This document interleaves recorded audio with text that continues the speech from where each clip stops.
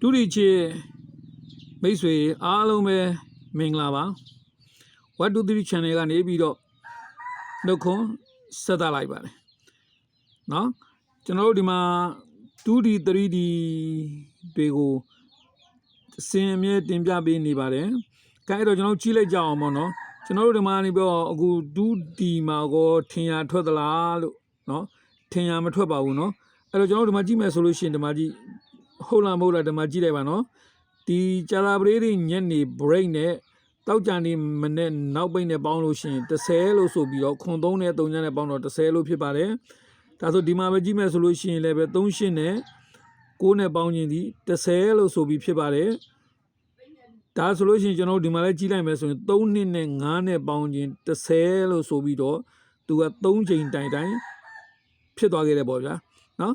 ဖြစ်သွားခဲ့တယ်လို့ပဲဒီမှာဒီလို30ဒီမှာ30လို့ဖြစ်တယ်လို့ဒီဘက်ကပြန်ကြည့်ပြန်တော့လည်း649နဲ့တလားချင်းဖြန့်နေကြည့်မယ်ဆိုရင်4ချိန်ဒီဖြန့်နေကြည့်မယ်ဆိုရင်694ဆိုပြီး6လို့ဖြစ်ပါတယ်633ဆိုပြီးလိုက်ပြီးတော့6လို့ဖြစ်တယ်တမလည်းပဲ216ဆိုပြီးတော့6လို့ဆိုပြီးလာပြီးတော့ဖြစ်ပေါ်နေတာကိုမိတ်ဆွေတို့မြင်ပါပါအဲ့တော့ဒီ30ဒီ6တွေကဘာတွေကိုပေးတယ်လို့ကြည့်လိုက်ရအောင်မနော်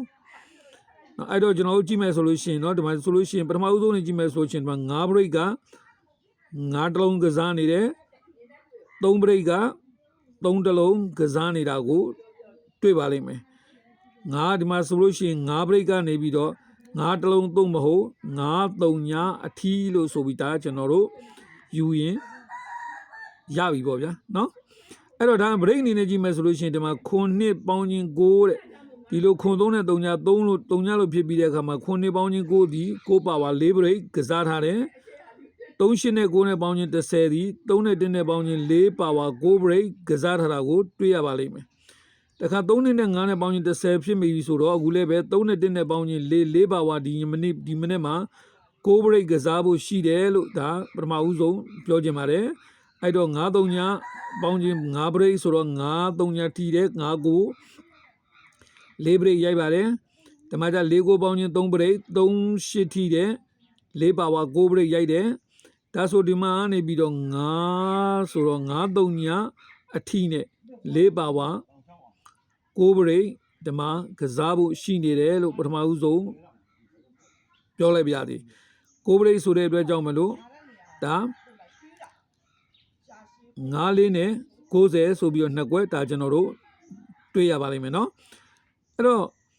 နောက်တစ်ခါဒီကနေပြန်ကြည့်မယ်ဆိုလို့ရှိရင်ဒီ3လုံးပေါင်းချင်း694လို့ဖြစ်နေလို့9ဆိုတာဒီ9 break လို့ဆို36နဲ့ကစားပါတယ်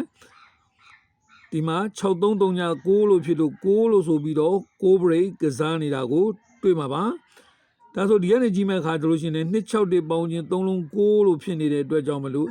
ဒီမှာတနင်္လာနေ့ယနေ့မနေ့မှာ9 break ရိုက်ဖို့ရှိတယ်လို့ထပ်ပြီးတော့တွေ့ရတယ်ပေါ့နော်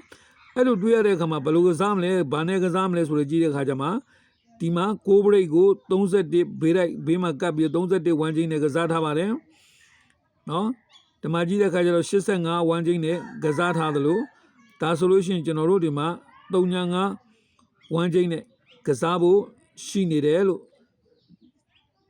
ဒါနှစ်ခုလာပြီးတော့တိုက်ဆိုင်တယ်လို့ပဲပြောလို့ပြသည်35 1ချင်းလေးရှိနေတယ်လို့ပြောချင်တာပါဒီလိုပဲကျွန်တော်တို့ဒီမှာเนาะဒီလိုမှမဟုတ်လို့ရှိရင်ဒီ30လိုင်းကနေဘယ်လိုလာအောင်လဲကြည့်လိုက်မယ်ဆိုလို့ရှိရင်ဒီကျွန်တော်တို့ဒီမှာပေါ့เนาะ9 2 8ဒီမှာ9ထိပ်နဲ့2 8နဲ့ပေါင်းတော့9တဲ့9 3ညအထိနဲ့ဒီမှာ9 9မှာကစားထားတယ်4ထိပ်နဲ့1 6နဲ့ပေါင်းတော့1တဲ့1 6အထိနဲ့break ကိုရိုက်ထားပါတယ်ဒါဆိုရင်3ညထိတ်နဲ့1 6နဲ့ပေါင်းတော့ခွန်းနဲ့ဒါဆို82အထိနဲ့ break ကိုကစားဖို့ရှိသေးတယ်လို့လည်းပဲဒီလိုလည်းပဲတွက်လို့ရပါတယ်เนาะအဲ့လိုပဲကျွန်တော်တို့ဒါဆိုလို့ရှိရင်ဒီနေရာမှာနေပေါ့ကစားနိုင်တဲ့ဥစ္စာတွေပြောမယ်ဆိုလို့ရှိရင်ဒါ break ကိုဒါအဓိကအဖြစ် main အနေနဲ့82ကဒါ9490ဆိုတဲ့ဥစ္စာကိုကစားနိုင်ပါတယ်90ဆိုတဲ့ကဏ္ဍကိုဦးစားပေးနိုင်မယ်9ဆိုတဲ့ကဏ္ဍကိုဦးစားပေးနိုင်ပါတယ် break ကိုအနေနဲ့ကြံတဲ့ဥစ္စာကိုတော့ ရံမယ်ဆိုလို့ရှိရင်တော့ရတာပေါ့နော်အဲ့ဒီမှာကျွန်တော်တို့ဒီမှာအရန်အနေနဲ့ဘာထွက်နိုင်သေးလဲလို့ပြောမယ်ဆိုလို့ရှိရင်ဒီလိုကိုကဒီလိုကိုလို့ဖြစ်တဲ့အရာတွေဒီဟုတ်ပြီဒါဒီတူညီသွားတဲ့အတွက်ကြောင့်သူ့ကိုမူအနေနဲ့ယူမယ်ဆိုရင်တော့ဒီမှာ9နဲ့9နဲ့ပေါင်းချင်း4တဲ့4ပါဝါ6 break လို့ဆိုပြီးဒီမှာတွေ့ပါလိမ့်မယ်နော်ဒါတွေ့ပြီဆိုလို့ရှိရင်တော့နော်ဒါကျွန်တော်တို့ဒီမှာ86ပေါင်းချင်းဒီဘောကနေကြည့်မယ်ခွန်6ပေါင်းချင်း break 3တလုံးပိုင်နဲ့9 9ပေါင်းချင်း4ကို4ပါဝါ6 break လို့ဆိုပြီးဒီလိုတဆင့်မြင်နိုင်ပါသေးတယ်